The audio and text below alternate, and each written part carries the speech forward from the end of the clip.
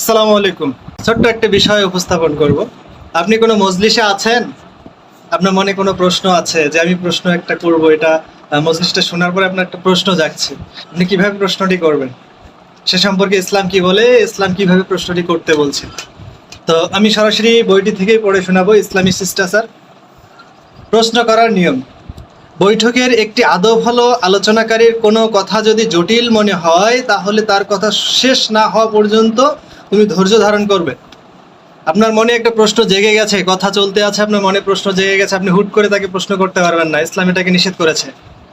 কেননা উনি যে কথা বলতেছেন এটার একটা মাধুর্যতা আছে, মাধুর্যতা তখন নষ্ট হয়ে যাবে। তো আপনি শেষ হওয়া পর্যন্ত ধৈর্য ধরবেন।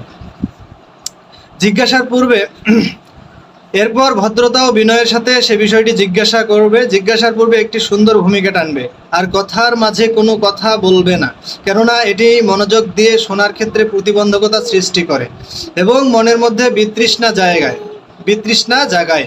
তবে মজলিসটি যদি শিক্ষা দীক্ষার ক্লাস হয় তাহলে মাঝে মধ্যে প্রশ্ন করা এবং কথা বলা যাবে, কারণ জানার জন্যই ক্লাসের আয়োজন।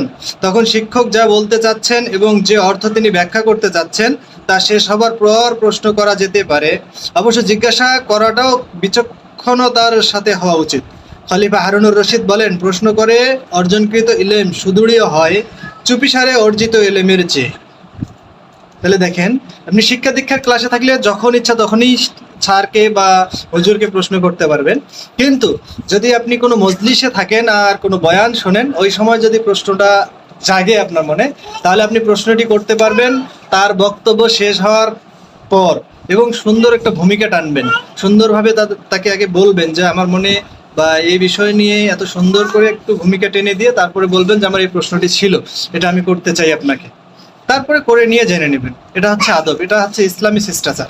হ্যাঁ, আবার এখানে খলিফা হারুনুর রশিদ বলেছেন, প্রশ্ন করে অর্জনকৃত ইলম সুদৃঢ় হয়। আপনি যে প্রশ্নটি করবেন, যে উত্তরটি পাবেন, এটা আপনার মনের সাথে গেঁথে যাবে। এই জন্য খলিফা হারুনুর রশিদ বলেছেন, প্রশ্ন করে ধারণ করা ইলম সেটা হচ্ছে সুদৃঢ় হয় এবং এটা মজবুত হয়। এজন্য প্রশ্ন করে জেনে নেওয়া ইলমটা অনেক শক্তিশালী হয়। এটা আপনার দিলের সাথে গেঁথে যাবে, আপনার দিমাগে গেঁথে যাবে, আপনার মনের মধ্যে গেঁথে যাবে। আর যেটা চুপিসারে শিখবেন বই পড়ে বা হচ্ছে ইয়া করে, ওটাও ভালো, ওটা আপনি যেহেতু একাগ্রভাবে শিখবেন, তারপরেও কিন্তু ওটার থেকে এটা বেশি দৃঢ় হয়। বিখ্যাত ঐতিহাসিক ও সাহিত্যিকদের অন্যতম আল্লামা হাইসাম ইবনে আদি, যিনি খলিফা আবু জাফর মানসুর মাহদি হাদি ও মামুনুর রশিদের সভাসদ ছিলেন, তিনি বলেন, এখানে আরবিটা আমি পড়তে পারছি না, যেহেতু আরবি বিষয় হয়তো উচ্চারণ আমার সহি হবে না, আমি অর্থটা বলে দিচ্ছি। জ্ঞানীরা বলেছেন, কথাবার্তায় অতিরঞ্জন করা এবং কথার মাঝখানে থামিয়ে প্রশ্ন করা চরিত্রের একটি মন্দ দিক। কথাবার্তায় অতিরঞ্জন করা এবং কথার মাঝখানে থামিয়ে দেয়া, এটা একটা মন্দ দিক। তাহলে বুঝেন ইসলামী শিষ্টাচারে কিভাবে করতে হবে।